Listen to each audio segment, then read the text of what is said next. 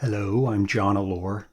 Before you listen to this episode, a couple of things. These are podcasts from the first season of Who Killed Theresa. They haven't been heard in over 4 years. They're raw. It took me a while to develop a style. A lot of people like them that way, unvarnished. Others commented that it was amateurish. Nonetheless, here they are, unedited. I haven't gone back and listened to them. I haven't cleaned them up. Thanks for listening, and once again, life isn't fair, justice is blind and dysfunctional, and some cops aren't smart and dedicated like on television. This is Who Killed Theresa. Hi, welcome to the podcast. This is Who Killed Theresa, and I'm your host, John Allore. This is a podcast where life isn't fair, justice is blind and dysfunctional, and some cops aren't smart and dedicated like on television. And this podcast investigates the 1978 murder of my sister Theresa Allore from the eastern townships of Quebec, Canada. But in it, we will examine a number of cases in the Montreal and Eastern Township regions from the era of approximately 1975 to 1981. And those cases include the murders of Sharon Pryor, Lise Choquette, Louise Camirand, Jocelyn Houle, Chantal Tremblay, Joanne Dorion, Helen Monast, Catherine Hawkes, Denise Bazinet, Manon Dubé, Lison Blais, Theresa Allore, Nicole Goudreau, Tammy Leakey, and two unidentified bodies of women found in that era. And we're going to have a guest today. Sue Sutherland will be joining us. Sue Sutherland was a criminology student that I had worked with, I guess, over the last 10 years. Chiefly, she was responsible for organizing and doing all the prep work for the search of that wooded area just south of the town of Magog, again off Chemin de Pere, off Chemin Guiers. She was the one who organized all that, so we're going to be talking a little bit about that with Sue. Sue is now, I believe, a private investigator in Quebec. Attended, I believe, the University Montréal in Montreal. And but what I really want to get to is a television program that aired January 4th, but I only was able to see this week. And that's a show, a French Quebec show called Poirier Enquête. Sue did an interview for that show, so she's going to be joining us to talk a little bit about that program later on. But before that, I want to talk about the show Poirier Enquête that aired. So just so you know, to kind of set the background, Poirier is the name of a man named Claude Poirier. Enquête is the French word for investigation, so that's where you get Poirier Enquête. And this television show airs in Quebec on the Historia a television station. We've talked a little bit about this. Historia is the Quebec equivalent of the History Channel. And each program, he spends about 22 minutes going over an investigation, chiefly a murder investigation. And for the second season, they premiered with a program on Theresa. And to give you a little bit of background on Claude Poirier, he's really a fascinating person. He began as a reporter for Allô-Police, the tabloid journal that we've talked about an awful lot. And I think you remember we had Christian Gravner on here, and we were talking a little bit about the history of Allô-Police. At that time when Claude was writing with them, their offices were indeed across the street from the Sûreté de Québec's provincial headquarters on Parthenay Street, which is just sort of in the shadow of the Jacques Cartier Bridge in Montreal. So he would have been right there. Reporters kind of entrenched with the Quebec police at that time and having full access to them, or greater access than they do in the current epoch. And that went for criminals as well. It is well known that the criminal element in Montreal were well known for coming into their offices and being quite agitated because, the reporter in last week's edition didn't get the story just right about how so-and-so had, killed some thug or biker, and he wanted to make sure that the details were right and next time get it right. So a lot of pride, a lot of color in that era. And so, as I say, Claude was a writer in this epic, and when I was doing my research into Allore Police, I would often find his articles there. He had for a while sort of the back page column, or there was a column in there that would talk a lot about the workings of Quebec police. So and so who used to be with drug enforcement has been transferred to Quebec City now and will no longer be in Montreal. This other reporter, who participated in the Jacques Mazarin trial. Jacques Mazarin was a famous French from France criminal who went on a crime spree in the 70s, ended up for a brief time in Montreal committing a lot of his crimes. It is well known that Sûreté de Quebec participated or would have investigated a lot of his doings, including the jailbreak that he committed out of, I believe it's the Prairies prison just north of Montreal. And so I remember this one article that Claude had written saying, so-and-so is no longer going to be working for the force because he has to go and participate in the trial of Jacques Mazarin in Paris. So this was kind of Claude's beat for a while. Famously, Claude did an interview with the mother of Joan Dorion. We have not discussed the Joan Dorion case yet, but we will get to it. Very famous case from the Saint-Eustache-Laval region north of Montreal in 77 or 78, I believe 78. And that case got a lot of press, particularly the mother of Sharon Pryor wrote, which was for Quebec, a very famous letter to the mother of Joan Dorion. Sharon died in 75, and then so by the time we got to 78, there was this very famous letter that Yvonne Pryor wrote to Joan Dorion's mother, expressing her sympathy for her. The press got a hold of it. Allore Police published it, and subsequently, Claude Poirier did a very uncharacteristic for that time long interview with the mother of Joan Dorion. It wasn't just the type of interview where it didn't just talk about closure and your grief and blah blah blah.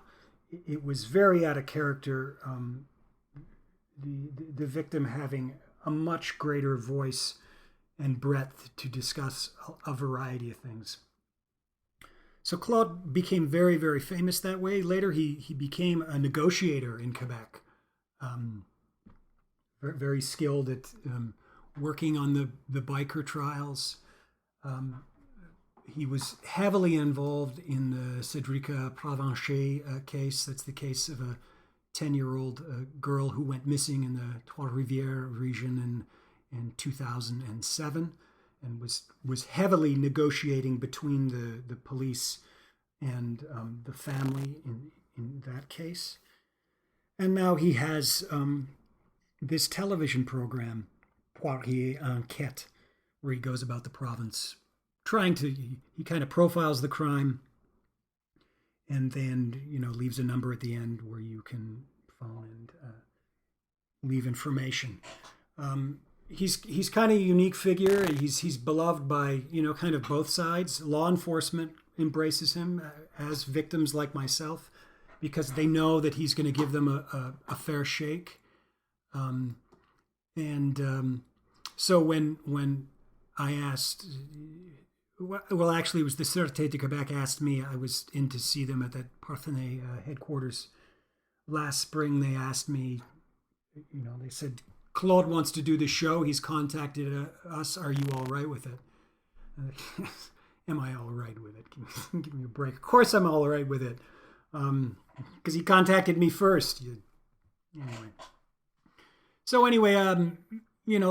Last fall, I went to Sherbrooke to participate in this and gave an interview. And, as always, you're quite nervous about it. I mean, you can speak all you want on camera, but you never know what they're going to use, what they're not going to use, how they're going to tell the story. And I came away very impressed with it. It did more in 22 minutes than the CTVW5 piece from 2005 did in an hour. It covered much more ground. And what I found really amazing, well, one is they kept all the stuff I did talking in French, which was very gracious of them. I can manage in French, but I have to be measured and kind of prepared, but I'm not very comfortable just speaking off the cuff. But they kept an awful lot of it, so made me not look like a complete simpleton, which was good. But the other thing is that there was a long segment where I laid out my justification for connecting the Eastern Township cases with the Montreal cases. And when I did it in English, not with Claude. I did it with one of the producers. And even when I was filming it, I was thinking, oh, they're never going to keep this. I look like probably a crackpot to them, just another victim with a theory. Well, they kept all of it. They translated it because I was speaking in English at that time. They translated it into French. There's a voiceover for it, and they plotted out the whole thing from Theresa Allore to Louise Camirand to where Camirand's body was found in this south of Magog location, to the case of Bazinet at Saint-Jean-sur-Richelieu, the fact that Bazinet was a neighbor of Allore-Camirand-Bazinet-Blais in the east end of Montreal, and the fact that Allore-Camirand-Bazinet-Blais' purse was missing, and a purse matching that description was found back at this Chemin-Guière wooded site. And all the while that I'm talking on camera, Claude Poirier takes out a map and he starts putting the photos of these victims down at the different places. So Allore and Compton, and then he puts it's really beautifully done. He puts Camirand, Chemin-Guière. He puts Bazinet at Saint-Jean-sur-Richelieu. He puts Allore-Camirand-Bazinet-Blais in Montreal. So there's an endorsement that I was very, I was surprised that they did it. I was delighted that they did it. Don't take my word for it. Take it from this Quebec media outlet with the highly reputed Claude Poirier sort of championing this this theory, or at least providing tacit support. Now, I've since been in touch with the producers about it. Unfortunately, you can't view it on the. If you're in Canada, you can see it. If you go to historiatv.com, the program is still up on Theresa. Just do a few searches. You're smart enough by now to know how to do this. So you can view it in Canada, but I haven't been able to do it here in the US and in other locations. And I've tried, VPN, devices such as Hola and a variety of others, and it's still good for them. It can't fool them. I'm in discussions with them about getting permission to load it on my website, because I think the more people who see it, the better, because I think it's so fantastic. We will see. And the other thing is, I was a little surprised at the air date of it, January 4th. Originally, this was not supposed to be until their third season in 2018. And the way I became aware that they had moved it up, I was vacationing in Quebec for the Christmas holidays. And between Christmas and New Year's, I'd driven up to Rivière-du-Loup, which is about 2 miles north of Quebec City, which is in turn about 3 miles north of Montreal. And I was in this hotel room with my kids. We were visiting my parents. And we're channel surfing and we're watching TV. There had been a blizzard up there. And my kids go, "Dad, Dad, why are you on the television?" And I go and look, and there's this commercial for Poirier Enquête avec Jean Allore, le cold case de Theresa Allore, ensuite. So there I am, and so I have to kind of explain to my kids why this is. But that's how I learned they moved it up, and according to them, they were so pleased with the way it turned out. That originally, it was going to air much later, but they were so pleased they decided to use it as their season kickoff, and I was very, very pleased, obviously, and thankful for all that they did. It contains, in addition to Claude's thoughts, it contains 5 interviews. My brother is interviewed. I'm interviewed. But the student Suzanne Jerome is interviewed. She was one of the students who my sister Theresa was going to meet that evening in the Compton residence to listen to records. She's interviewed. The criminologist and private investigator Sue Sutherland is interviewed. And then they have a spokesman from the Sûreté de Québec, from their communication wings, Pierre Lapointe, is also interviewed. So other things to note that I think are worth mentioning. They do a lot of time talking about the 2 searches on the Chemin-Guillère site south of Magog, and the items that were found there, and the fact that we had them tested by an independent forensics lab, and that they came up with nothing. The fact that we asked the Quebec police, the Sûreté de Québec, to participate in those searches, and on both occasions they refused. The coroner's report is mentioned, the one that was done at the crime scene, where marks of strangulation were found on my sister's neck. Certainly go into the matter of the destruction of evidence in the case, that the bra and underwear that my sister was wearing at the time was destroyed, and therefore you would, if there was any retrievable DNA, that avenue is now closed to us. They talk about Theresa's Timex watch that was found, and note that the watch stopped at 5 minutes to midnight. I think it was in 2003, one of the first times I went back to that site. I had actually bought 4 Timex watches from that area, from that time period on eBay. And I went back in November of 2003, and I placed all 4 watches in the water and left them there overnight, and then went back to retrieve them. And there were varying, the stop points, but the average of all 4 watches were that they stopped within 20 minutes. So that led me to believe that you had about 20-minute window of the accuracy on the watch. She might have been placed in there. You could guess maybe between 11:30 and midnight on November 3rd, 1978. So Poirier Enquête has they're still, I think they're on their third episode this week. They'll conclude with their ninth episode in the spring.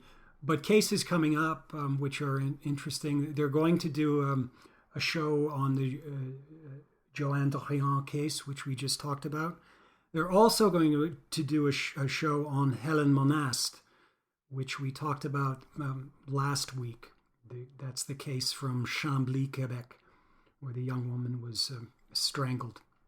So they're going to spend some time on that. Again, if I figure out a way to broadcast this outside of Canada, I'll certainly let anyone listening know. So Sue Sutherland has joined us now, and Sue is someone who has worked with me for over 10 years now. Chiefly, Sue was the one in charge of organizing the search, the battu, at the sites on Chemin Guiers, where Louise Cameron was found, and where the clothing of Theresa Allore was thought to be found. She was in charge of all of that. She was my, as you say, eyes and ears on the ground with that. And Sue was also interviewed in the Poirier Enquête program on Theresa Allore, which aired January 4th, 2017. Welcome, Sue. Thank you for joining us. Thank you for inviting me, John. Very much. So to begin, I think it would be helpful for anyone listening to this, for you to talk to them about those searches on Chemin Guiers, what you did, what you discovered, the work that was involved with that. Yeah, well, the first search party, I say the first because, as you know, we did a small one last summer. But the first one that we did in 2006 was very significant because, as you know, it's the place where Louise Caméra was found and where clothes that could have been those of Theresa were seen back then. I think it was very important. It was, it was a big event because at the time Theresa's case was not very known. And when I organized that, the first time I didn't expect much of it because, the clothes were seen years ago and, with the leaves and everything. I didn't have much hope, and some people were very discouraging too, saying oh my God, you're not going to find nothing. You shouldn't organize this. This is going to be involving a lot of people and a lot of energy. But we were a big team. There was a lot of people, and that was good because then the case of Theresa became more famous, as well the one of Manon Dubé and Louise Caméra. I think when I organized this search party along with you, I think that was that event that opened a big door to all those cases, if you understand what I mean. And also we found a lot of things. Some of those items were analyzed. But yeah, I think it was a very important thing to do, and it was important to go back again last summer. I don't know if we want to talk about that one too. Of course. Now. Of course. Yeah. Yes. So we went back. That was very interesting too. And what's very curious about the site where Louise Caméra was found is we keep finding things. I know it was a dump site, but that's where we found back in 2006, we found a purse that could have been the one of Allore-Camirand-Bazinet-Blais. And we keep finding stuff over there. It's a kind of place that I always want to go back to look more. We never found the clothes of that were seen by those two hunters, the clothes that we thought they could have been the one of Theresa, but it's very hard, of course, because of the bushes and the leaves and everything. Yeah, I'm wondering. The guy from Quebec Secours, what did he say that 1 inch of leaves represent like 10 years or something like that. I forget how many, but Well, what I of soil and leaves and all of that every year. So if you do the math, it's more than 20 years, so it could be almost impossible to find the clothing because of the fabric, right? right. Yeah, so, but it's I think it's still important to never forget that place and to go back. Even I would like to go back eventually and do more searches. But yeah, it's almost for the clothing. It's very, very hard. It's too bad that at the time, the cops didn't take that too seriously. They could have found it, I think, if they spend more time and Well, yeah. cautious about it. I mean, that's the interesting thing is that there in both occasions in I guess it was 2005, 6, and then last summer we invited the police to participate and they refused. What do you make of that? What's your opinion on that? It's hard to say because I don't want to talk for them, but I think that they don't give it too much hope. They think it's my personal opinion is that I think that they think it's just useless. That's what I've been told. So and they say stuff like, well, it's a dumb site, and I think it's very important. I think that the person who killed Allore-Camirand is someone who knows that place very well, because it's really deep in the wood. You just don't go there just like that, So I think they just don't give it importance. They think it's useless, that after so many years, we're not going to find anything important.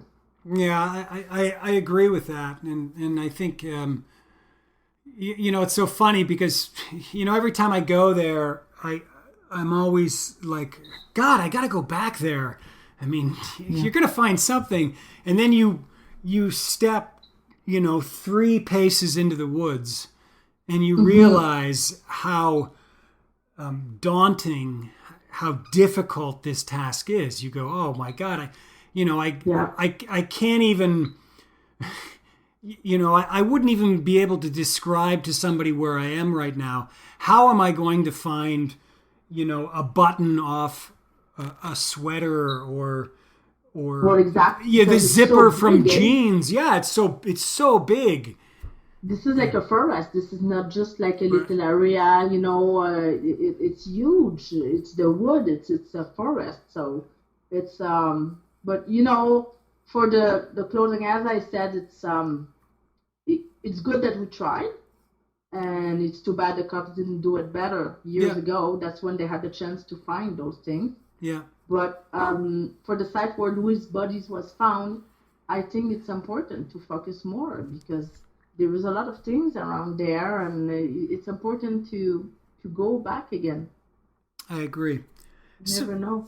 So let's turn now to the show, the Historia program, Poirier Enquête, and which as it just aired in the first of this month, January 2017. I personally did not have a lot of hopes for this show. I was, you and I over the years have done a lot of television broadcasts about these things, and they're always kind of the same. I was shocked at the quality of the investigation, the amount of effort that Claude Poirier and his producers, his team, put into it. What are your thoughts? What are your thoughts on it? Well, I'm very surprised too. It was amazing. I mean, Claude Poirier is someone like very known here in Quebec. He's been doing that for the last 5 decades. It's amazing, like his ways, and the way he investigates things like that, and he goes and deep into everything. He talked with you, with me. He talked with Suzanne de Rome, and I think everything he does, and especially now he's turning more into court cases and stuff like that, because he used to, when he was younger, Claude Poirier used to do like more mafia stuff and stuff like that. And now he's turning into missing people and court cases and stuff like that. I think this is very interesting. I think he's a great person to help to get information. I think he's very appealing, and yes, the show and all the team were just amazing. I was very happy with that. Yeah, well, you bring up an interesting point, because you're right. For so long, he was focused on, either the bikers or as you say, the mafia, right. And now he's turned to these individual cases, which is really where he began with Allore-Police. He's kind of turning back to his roots, which is very very encouraging. And I was I have already commented on this, that I thought he did more in 22 minutes than CTV's W5 did in 1 hour. Yeah. He did. Yeah. So with that, some things that I noticed, one of the things, he touched everything. He touched the possibility of a connection between these four cases, the Camirand, Allore-Blais, and Bazinet. And I know, Sue, you have your reservations about that, which you should. I think anyone who is investigating anything needs to stay very, very objective. Well, wait a minute. When you say I have my reservation about the connection between Camirand, Theresa, and Manon Dubé. Well, that's my reservation too. Yeah, but I think there is links between those cases that you just mentioned. You know what I mean? Yeah. Bazinet and yeah, exactly. Okay. Yeah. I just wanted to make it. Yes, and then Poirier Enquête is not stopping here, right? I mean, he's going to have episodes coming up on Ella Monast, Joanne Dorion, Roxane Luce. Roxane Luce, Melanie Cabé, Nathalie Goodbeau. So he's being very aggressive in his approach here, which is I really appreciate Claude, and at his age, he's not he's not like young like he was in the 70s, and he's still going and driving around and moving, and as we say, he's no spring chicken, is what we what we say in English.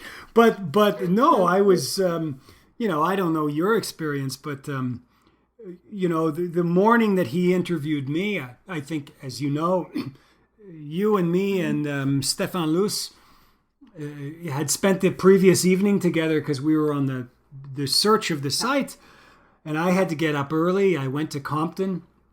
He pulls in. He's a little late, around 8 o'clock. He shows up at 8 in the morning in Compton for this thing. He's like, Jean, tu prêt? Like that. He's so... Yeah, you have it well. And I'm like, comment? Tu dis quoi? I don't understand you. But when Claude got settled, and he seems to be rushing from one case to the next at a very rapid pace. But when he got it, boy, did he get it. Yeah. And I know he interviewed you, and I wondered what your thoughts were about his interview with you. Yeah, well, he was asking good questions. Of course, as you said before, there is always the same questions coming back. He was talking about the overdose of drug and stuff like that. You can't, cover a story like that without going back to, the first theories and stuff like that. But yes, I think it was different. He was asking different questions, and he was asking about and stuff like that. It was very professional. That was very good. Mm-hmm. Yeah, and he even, at one point, I can't remember if it was him talking or he was talking about words that I had spoken to him, and I'm processing it in my mind from the French to English, but I believe what he said was, with the Sûreté de Québec, every time you push, every time you press, you move things. So, and it's frustrating. You want law enforcement to be moving independent, but they don't seem to be doing that. It's like only when you are the agitator, when you are pushing, that they respond, and that's Right. that's not the way. That's not really the relationship that should be between victim, survivor, and law enforcement. But nevertheless, that's kind of the position they've put us in. And that's the problem, as I always say, in Quebec, it's not like in the States. I think in the States there is a lot more priority on court cases. We just got the court case unit a few years ago, as you know. It's getting back like in the States. Like someone goes missing here, oh my God, it takes time, and they're not putting the same efforts that they do in the States when about court cases and stuff like that. They always say it's open. Of course, a court case is always open. It remains open until it gets solved. But that also means that it stays on the desk and nothing is done about it until they have a new phone call or something like that, because they figure they did everything. And so they're just waiting for something new to come, So I think that's the problem, because that's why it's important. That's why I do I volunteer to organize search party and stuff like that, because I think they should do things like that, but they don't. You know what I mean? They just wait that somebody calls. They say, okay, we did everything. We don't have any. It's a dead end, But you gotta organize. You gotta go back and do stuff like that. That's why I do that. Well, yeah. I mean, that's the frustrating thing. I mean, I think when they eventually added Theresa's case to their cold case website, which I think was in 2014, Sûreté de Québec was very proud that they had done that, and I understand that pride. They spent decades stumbling over how if we put a case on that site that is defined as violent means of violent death of undetermined means, and not murder, what does that mean? What is the significance? Yeah. So they finally do it, and then you say to them, so that's fantastic, Sûreté de Québec. Congratulations, Sûreté de Québec. So how many how many tips have come in? How many calls have you received? How many leads have been emailed to you? And of course the response is none. Because as you say, you need to be active. That's not an active position. That's a defensive position. And just putting something, even my putting, say tonight, if I put this this podcast on my website, that's not active. You still need to engage people, right? Engager avec les peuples, avec les gens. That's the thing you need to do, and they're not very good at that. Yeah, and I'm wondering why there was never a search party done in Compton, on the website, on the site where Theresa was found. Like, we went together, right? But I mean, before that, they didn't go back. And about the creek, I'm organizing that search party with some professional people to dig and to go in that creek. Why that was never done before? We never know what can be found there. We never know. That's work to do. So let's talk about this a bit, because this is a very important point. So your idea is to go back to the location where Theresa Allore's body was found, which is on Chemin de la Station. And as we've discussed before, she was found face down in some water. And some items, personal items of hers, were recovered, her earrings, her watch, etc. But many things, like her clothing, remain missing. And your idea, I believe, is to do a thorough search of that ground next to the cornfield, if not the cornfield itself, and also the body of water where she was found, to see if anything was ever missed. Yes? Yeah, exactly. I've been in communication with some professional people. We were supposed to do it like this fall, but it was too fast. You know, it's important when you do something like that to get very well organized and not do just a botched job. You know, you have to be. I want to have a lot of detective. I want to have a lot of people, and those people, they have those metal detector that goes under the water, and they also are divers. Is that the right word? Yes. Divers? Yes. Yeah. Divers. So they also do, yeah, exactly. So they do things like that. So we're looking to do that. It's a big organization. They have to look when the level of the water is the best to do that with the weather and everything. So it's going to be probably next spring, summer. Yeah. And you know, I hope that it's worth to try. Of course, as you go, you know, now it's like years after, the chance to find something get lower and lower, but it's worth the try. You know, those people are volunteering, so and that's why I do that too, because I know that the police and stuff like that, and then those people, if they do that, it costs a lot of money, right? Yes. Often it's a reason why they don't want to do it, because we can't imagine, it's not a couple of $100, it's thousands and thousands to do that. So when we have people volunteering like that, I think it's very important. That's why I want to do it. And I really hope we're going to find something. I don't know, but it's worth to try. Well, I mean, you're right. I mean, I certainly understand the Sûreté de Québec's position that, you know, if they're going to employ all their people in that, that's a lot of money. That's a lot of overtime. You know, that's a lot of money on the current taxpayers. And it's something that I struggle with a lot. You know, it's not. I want their involvement. I want their attention. I don't really want current taxpayer money spent on cases that are so old. So it's frustrating sometimes to do that calculus, mathematics. At the same time, you know, and this has been expressed to me a lot. You know, the Cédric Provencher case from 2007. Yes. You know, when she was eventually found, they dispatched a tremendous amount of resources on the site where her remains were found. I think upwards of 200 SQ officers, if I'm right. Mm-hmm. And they make a big deal of that. Every time I talk to them, you know, they're always like, "Oh, look what we did with this Cédric case," and I'm sympathetic, but I don't think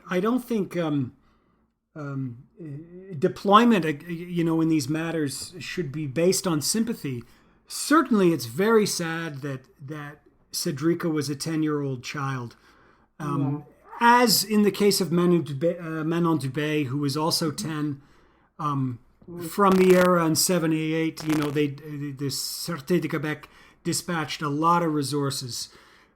You know, officers on skidoos and cadaver sniffing dogs, all of this business. But I don't think a level of justice should be based on sympathy. I think justice is justice, and you do the right thing because you do the right thing. Would you agree? Yeah, absolutely. I agree with that, John. Yes. Yeah. So it's a very interesting thing, but we I believe we fight on, yes? Yeah. Well, listen, Sue, it's been fantastic to speak with you this evening about these matters, about the Poirier enquête and all of your work. And I thank you so much for all your efforts. You have been a true ally, and I appreciate it. Oh, you're very welcome, John. It's something that's you know, Theresa's case and the other ones too. It's always in my mind, and I want to continue to do all the efforts forward to try to put all the chances to solve those the Theresa's case. And I think all those cases, some of those cases are in connections. And I think you're doing a great job too, John, by finding all those other victims. That was amazing, the job you're doing, especially you in North Carolina, you're far, and you managed to find all those victims. This is very, very good, and finding those families and stuff like that. I think in 2017 I have great hopes to anyway to find more clues and do the best to try to help to solve cases. Well, that's great. I feel equally hopeful, my friend, and it's great to talk to you. Great talking to you, John. Okay, take care. Bye-bye. Okay, bye-bye. So that's our program for this week. I'll just leave you with some housekeeping items. You can listen to us on SoundCloud, iTunes, Stitcher, etc. Please, if you do listen and you like what you hear, please leave us a review. That kind of pumps up the popularity, and I'm not really looking to be popular, but it would be great to get more people listening. You never know, who knows, something out there. I would love for any of these cases to be solved. I also have a website. It's theresaallore.com, theresaallore.com. That's the original Who Killed Theresa website. I've had that since January 2003. So I think I'm one of the first of these kind of crime investigative sites. I think before that they were all kind of tribute sites to victims. I haven't seen anything like that. Of course, now it's very popular, but it was one of the first. So there's all kinds of case information there. As I've said before, if you go to the site, the first two posts are sticky. One is in, meaning they stay at the head. They're like headers at the front. One is in French, one is in English. So pick your preference. And I have all the cases marked down there. And if you want more details on a case, you can just click on it. It'll take you to the main page covering that case. All kinds of goodies there. Reports, photos, etc. And certainly a lot more information on that site if you want to dig deeper and search or look on the pages tab to the side. I always forget to talk about maps. I have a ton of maps up there, particularly, as I say, on the sticky areas. I have a main map kind of showing you all the victims. Kind of, it's basic, but it gives you a basic idea of where they were last seen and where they were found, which I really think giving you like a graphic image like that helps to frame these things. I know it's very difficult. Talking, in audio fashion about one victim, let alone close to 20, and trying to keep them distinct. The way I've kind of done it is, I don't want to describe them physically because what am I going to say? They're all beautiful women. It just sounds kind of silly and trite. They were all human beings who died really tragic, unfortunate deaths. So I try to kind of identify them by where they were found and how they were found and maybe what that community was like. Hopefully over time that'll give you a frame of reference. Also, if you do need a greater visual on this, I've said this before, the original airing of CTV's W5, Who Killed Theresa, which only covers the first three cases, Allore-Camirand and Manon Dubé, that is on a YouTube channel out there. It's Who Killed Theresa, part 1, 2, 3, 4, and 5. If you just want to take a look at it, and you'll see a lot of the people that we have talked about are on there. And even if you look on my channel there on YouTube, there's lots of other news items out there. You'll see more of Sue Sutherland, obviously on the French broadcasts, because she's a native francophone who learned English perfectly. I am an Anglophone who learned French not so perfectly, but I get by. And then I also, we're on Twitter. You can find me at Justice Guy. That's at JUSTUSGUY.